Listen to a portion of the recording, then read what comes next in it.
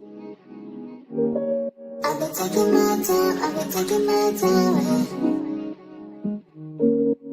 all of your time, taking all of your time.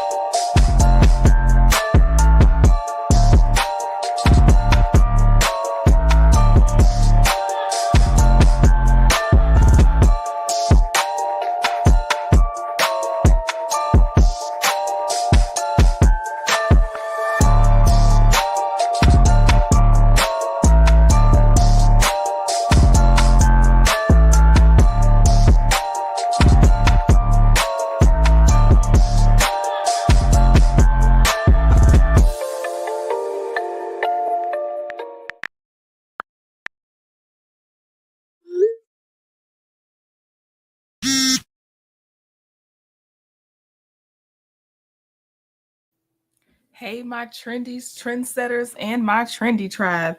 Mic check, 1 2 1 2. Let me know if you can hear me.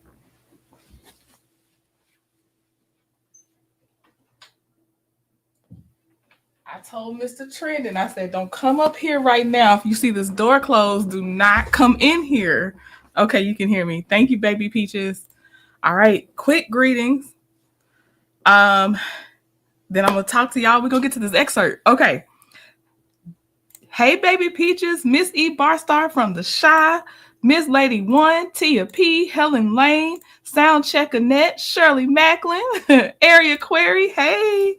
Okay, y'all. So I have in my hands on my desk, I have 2 of Millichun's books because she was so sweet that when I met her in Texas for the first time, she gifted me with her 2 books that she had out. And now, as you can see, she has the 3rd book that says just released. And oh my gosh, I'm nervous, but I want to do this so bad. So this is part of Trending Tries. We haven't had a Trending Tries in a while. I also set the chat to subscribers of at least 1 day because I can't be having just everybody popping up on this one because it's already, Millichun writes spicy books, okay? Now, the excerpt I'm going to read is not the spiciest. It's to get you intrigued. It's not the spicy part. Oh, and I don't even know if I could read that in public to y'all, even if I wanted to anyway. But I am here to give you a little taste of the author, Millichun. And I'm reading from the, oh Lord, don't let me do that. I'm reading from Rose in the Wind. It's the black book up here. And as you can see, there's the pink book and then the white book. So I'm doing Rose in the Wind. Hey, Somali Queen. Hey, y'all. So I hope that I hope this piques your interest because I really admire people that write. I really, really do. So all right, y'all. So this chapter is called, and I'm just reading the chapter, and I'm probably going to end the live as soon as I'm done because I'm nervous. I'm a little nervous. Okay. But this chapter is written from, there's first person writing. This is written from the person named Dominique. He's the guy. And well, it might switch to her, but it's Dominique and Carrington are their names. And Carrington's last name is Rose. So then you see how the series Rose in the Wind, Rose with No Thorns, The Perfect Petal, all of that. Okay, so this one is called Dominique Carrington's Thorn. All right, y'all. So I'm just going to read and probably end it after this. All right, bear with me. But Millichun, I hope I do you a little bit of justice, sis. I hope I do. All right. So it says, miles away in his apartment, Dominique was more than a little stressed. It was finally sinking in that he just asked his coworker out because he was thinking of her differently than he should. Man, Carrie is awesome and beautiful, but she is my coworker. I have to approach this carefully. What if she's not into what I'm into? How do I go about this? Dominique headed to the shower. As he washed his chiseled chocolate frame, he was thinking about what he and Carrington could do tomorrow. She said she likes cigars. Maybe I could take her to my special place, or we could just go to dinner. He kept going over the options in his head. Stepping out of the shower, he skillfully wrapped a towel around his waist and walked toward his living room. He sat on the couch and grabbed the remote. He distractedly pressed the channel switch buttons, but was really flipping through Sunday in his head. I'm thinking about this too much, he reasoned with himself. It's just going to be dinner and conversation. She may not be the one or whatever. But Dominique could not deny that Carrington awakened feelings in him that he had not felt in a really long time. Dominique is all business when he's working and an extremely passionate man. He is very careful and intentional about the women he chooses to spend time with, which goes back to his ability to have so much restraint. Dominique is the epitome of his name. He is a dominant alpha male who lives a dominating lifestyle. He always knew he was different than most when he was growing up. He would have girlfriends and he'd treat them like queens. He watched how his dad treated his mom, who was the happiest woman he knew. His father was a very smart and formidable provider who always put his family first. So treating a woman well was in his DNA. When he went to college, he thought something was wrong with him. He was told by women that he was too much or too aggressive. This bothered him, which is where the restraint came from, until one day he was approached by a girl who was friends with one of the girls he had dated.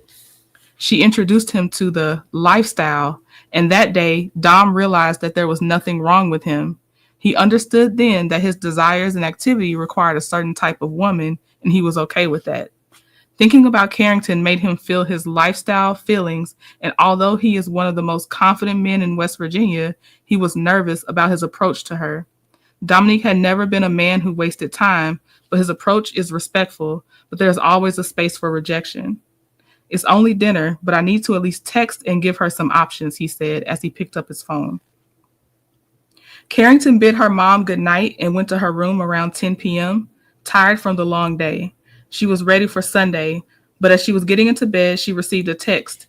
It was Dominique.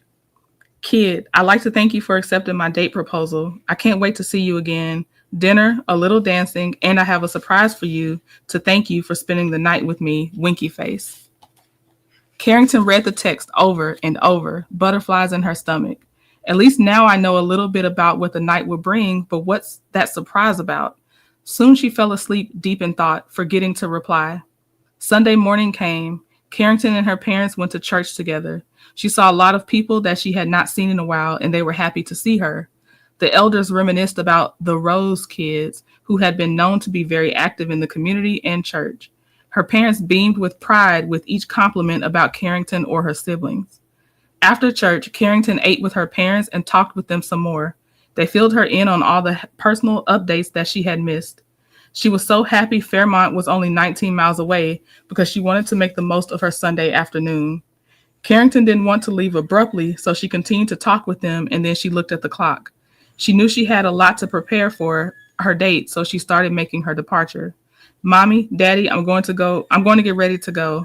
I want to get a little rest before my week starts. I'll be working on a new case, so I need to relax a bit and get some stuff done at home. Carrington kissed her parents' cheeks and walked to her car, thinking of Dominique and what the day would bring for them. All right, that's the end of the chapter. Hopefully that gets you a little intrigued. Dominique, obviously, there's a play on words. Dominique's a dom. I'm just saying, so if you're into that kind of thing, She, as Millichun lovingly calls her series, it's a bounce house type of vibe. Bounce house is another phrase for the you know what. So yes. So all right, y'all. I hope that piqued your interest a little bit. Shout out to Millichun. Thank you for letting us share your baby. That's not easy to do. All right, y'all. So I may see you later, but if not, I'll see you sometime this week. Go support our girl Millichun. I linked her website in the description box. It's millichun.com, though.